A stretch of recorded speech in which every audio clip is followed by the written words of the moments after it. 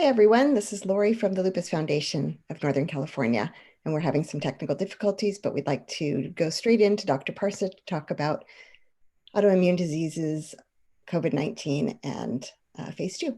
Dr. Parsa. Hi, good morning, everyone. Hope everyone doing well, and the quarantine time hasn't frustrated you too much. Do we have any question, Lori, from the patient that we can start, focusing on the questions, or just?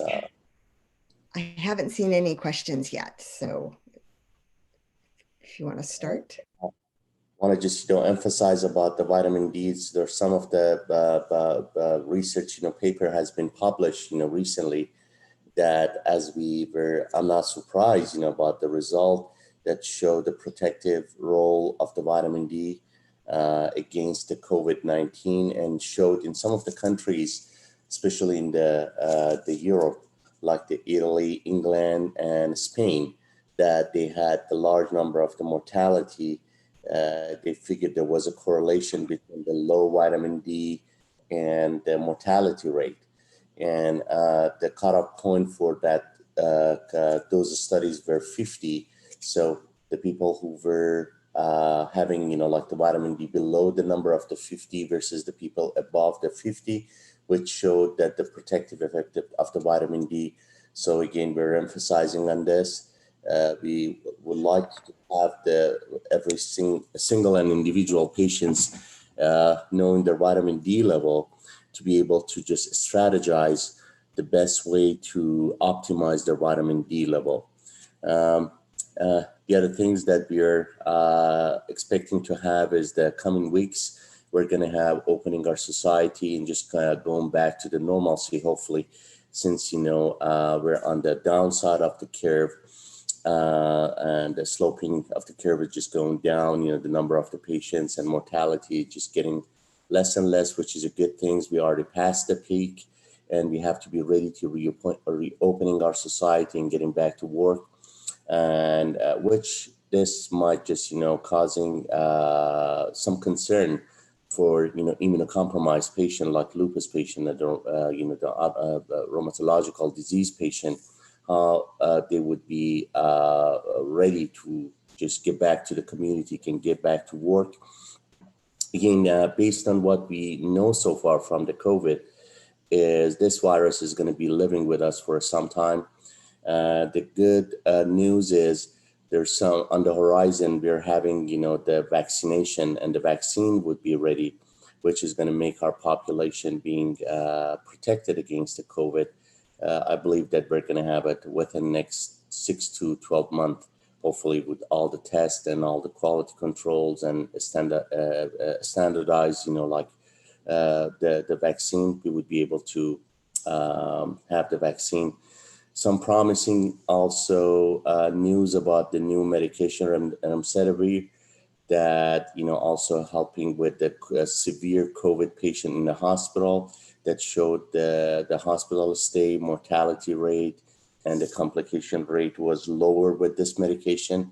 Of course, there's some other medications, some other treatment modalities is also under the research, and then we're going to have more information down the road, about the COVID and the potential treatment.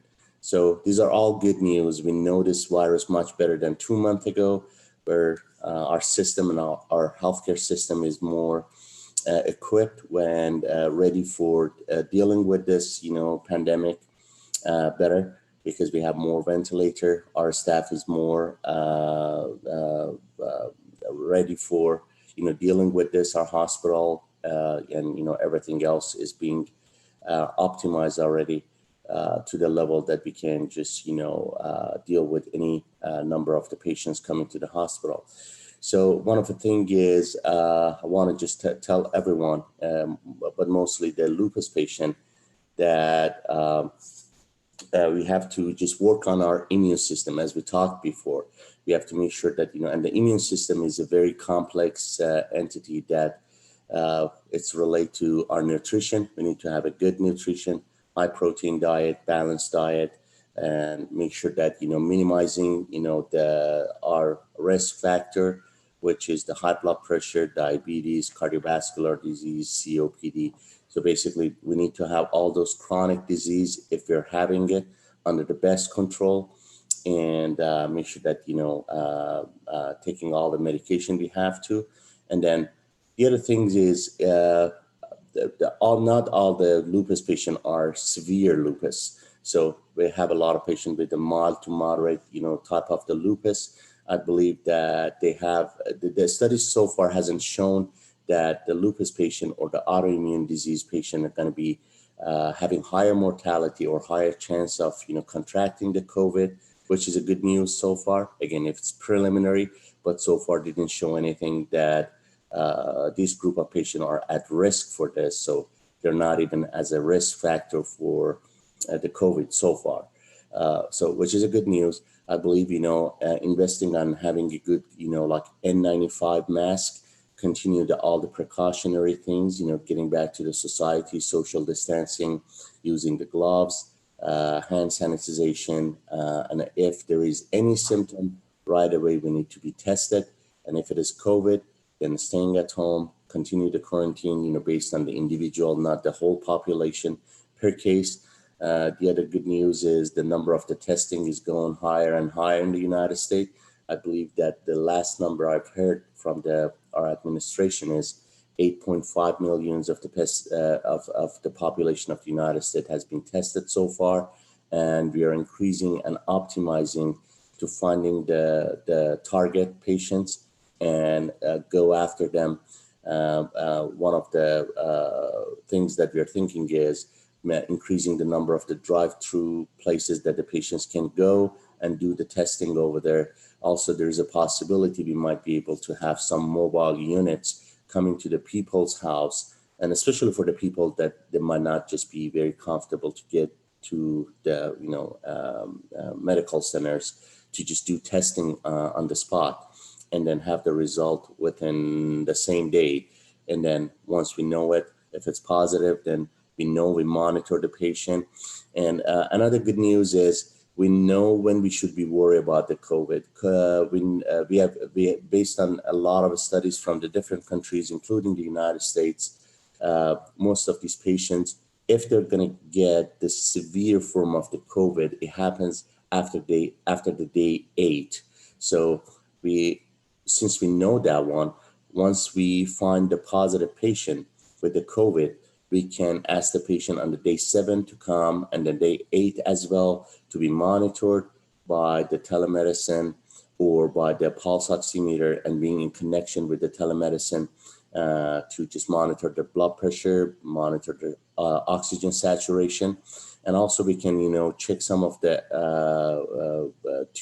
markers of the inflammation in the body, in the blood, that is showing us if the patient going toward the severe form presentation of the COVID, which in that case, we know how to transfer the patient to the hospital, and we have some treatment for it. There's some of the studies to using some medication, we call it biological medication, that actually used for the rheumatoid arthritis and lupus. And it shows that also bringing down the storm of the cytokine storms. That's something that we know is related to the severity of the COVID and the mortality. The other things that a lot of studies since last 2-3 weeks, and a lot of autopsies, from the European countries and American centers, hospitals, showed that a lot of these patients go into the severe form of a disease, getting the clot formation. So clot is one of the reason that the COVID patients having mortality. So aggressive, anticoagulation would be something that we know it's going to helping our patient. So put that all together. There are a lot of great news so far. I think our administration has done a great job of controlling over the chaos and this, plague that came to our country.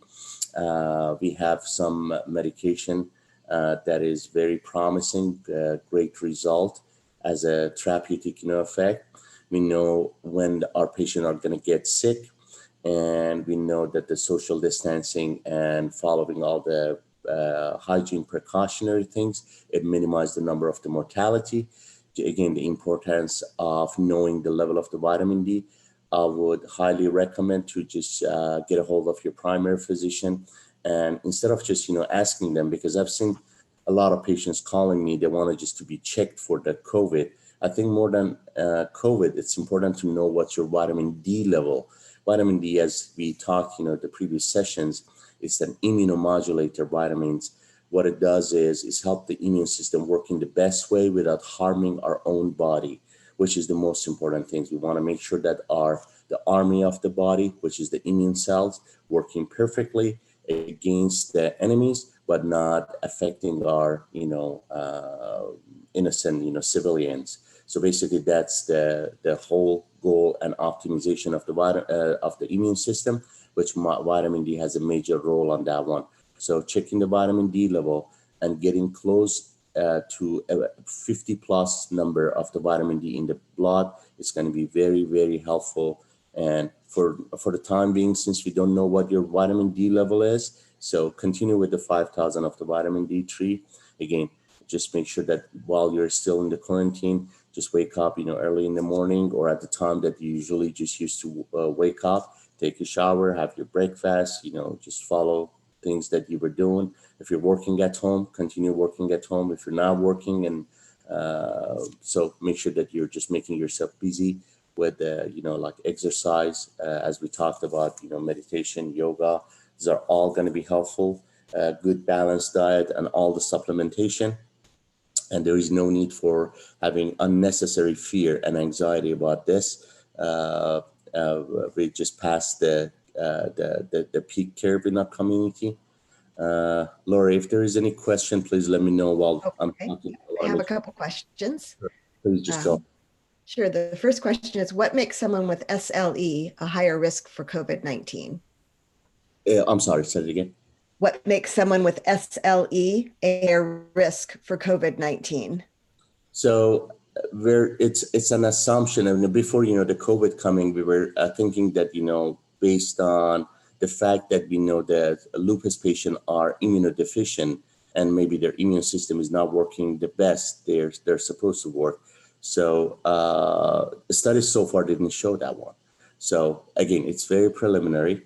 I cannot 100% conclude. It's not a very high evidence-based medicine. Evidence-based medicine means that you extrapolate the information from a study with a double-blind randomized clinical trials, which is you have to random two group of the patient and doing the one modality versus not doing the modality in the two groups.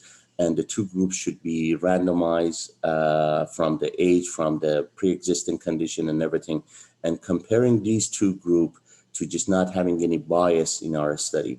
We don't have, the randomized clinical trial yet published, but so far based on the observational studies, it didn't show that the lupus patient or autoimmune patient are at higher risk compared to the normal population.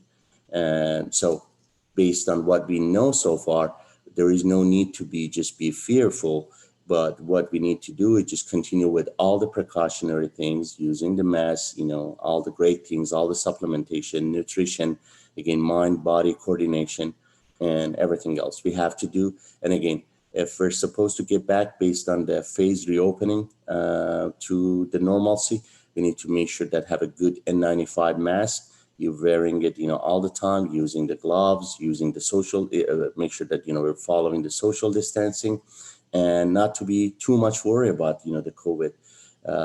Even, based on the mortality rate that we have, the COVID doesn't have higher mortality than the influenza.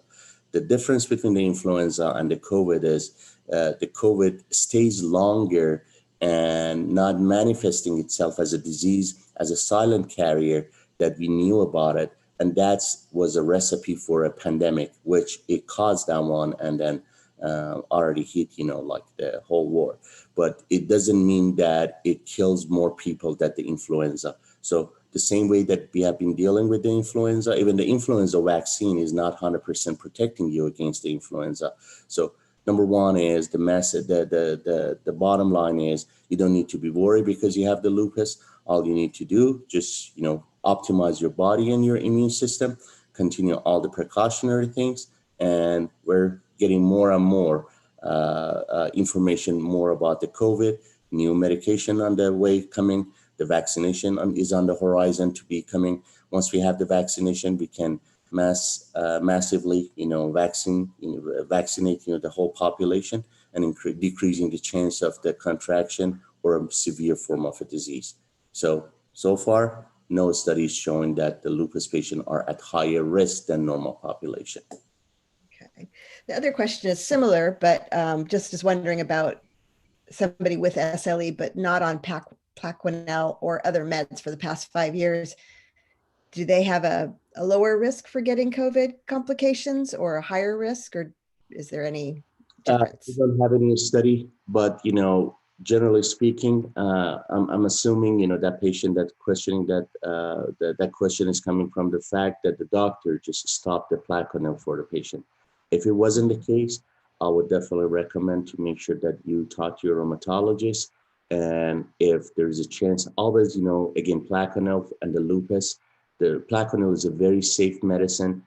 We basically, most of the patient with the lupus, they're supposed to be on the Plaquenil, unless there is a clinical reasoning that your rheumatologist decided not to. If it was the decision of your rheumatologist and you're confident about your rheumatologist, continue not taking it. But if by any chances you decided to stop, the medication, or there is other reason that you're not taking it, I would highly recommend to get in contact with your rheumatologist and consider to resume and getting back on the Plaquenil. Plaquenil is really good, safe medicine, preventing, any potential of the recurrence of the lupus and the relapse of the disease. Okay. Another question, you kind of covered it earlier, but might want to just go back over it in case somebody joined late, is sure. What's the best way to prepare your mind and body during these times with vitamins and exercises to improve mental and physical health? Sure. So let's just, be focused a little bit on the mental part. Again, for having a relaxed mind and having optimizing, our mind. Number one is just we have to take care of our stress and anxiety. The stress is coming from the fact that there are a lot of unknowns. We don't know about something. In this case, it's going to be the COVID. How bad is going to affecting the society? How bad is going to affecting our economical system? How bad is going to affecting my personal life? Am I going to be more prone to get all of this? So again, number one thing is there is no studies showing that the lupus patients are at higher risk than the normal population. So autoimmune disease is not a risk factor so far based on the last 4 months of the studies from all over the world. That's a good number one thing. Number two, we have to make sure we're getting at least 8 hours of sleep. During the sleep and the sleep time, and as we talked in the previous sessions, when you're sleeping, there is a phase of the sleep, we call it REM, or rapid eye movement. This is the time that the body and the mind started, the recovering and repairing all the, problems that we have in the body. So if we're not getting deep enough sleep, we're not going to get enough of the REM. So make sure that, we have to work and then find and troubleshoot what's wrong with our sleeping. If there is any pain, is it the anxiety, is medication is going to helping us? So I would highly recommend, if you have any problem with your sleeping or you're not able to get 8 hours good and deep sleep, talk to your primary physician or whoever with the telemedicine and ask for help. Some of the good advices, individually, I don't know about the individual cases, but what I can tell is the general principles of the good hygienes and good sleep. So make sure that you're talking to your primary physician if there is any issues like a pain or anything that needs to be addressed and needs to be corrected. If there is anxiety not letting you to sleep, so I would highly recommend, again, take some medication. You can talk to your primary physician or whoever is your telemedicine doctor to get some help for taking some medication to help you with getting better sleep.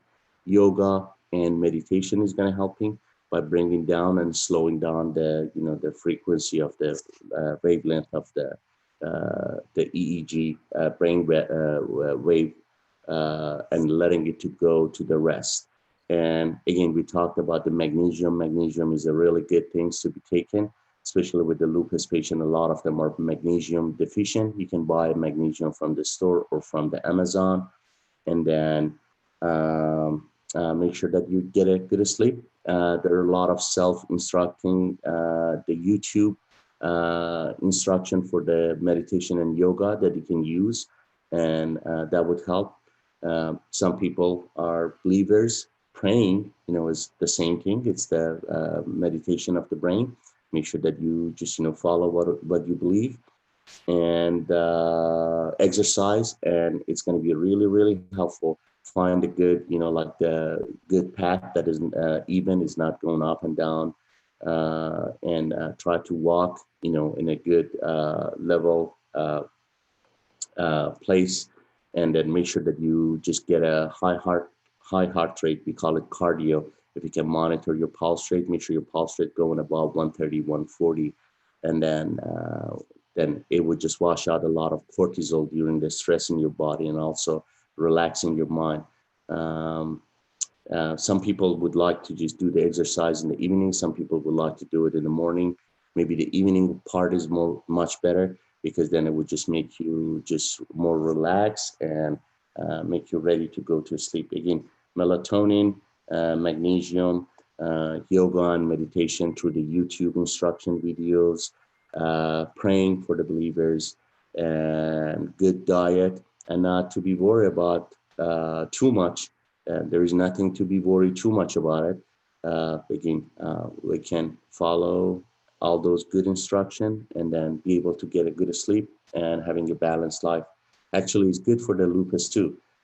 We noticed that a lot of the flares of the lupus and autoimmune disease coming during the nervous breakdown, or the time that you're going through a lot of anxiety and you don't have time or the resources to defeat the anxiety. Anxiety is not good. Anxiety is a signal coming from the body and from the mind, say, hey, you need to focus on something that is supposed to be threatening you.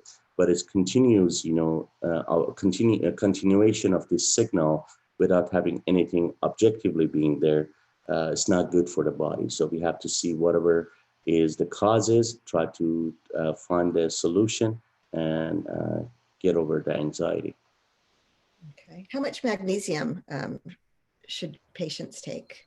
So if you don't know your magnesium level, that's a very good question. If you don't know your magnesium level, it's 500 milligram to 1,000 milligram of the magnesium is a good number that you can take.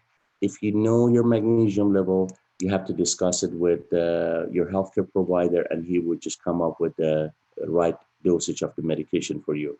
But generally speaking, the 500 to 1,000 milligram of the magnesium is really good, and you can buy it from any pharmacy or from the Amazon. Okay. So a question came in about, is there a list of supplements that they should take? And perhaps we could work on that together and post it on our website later today.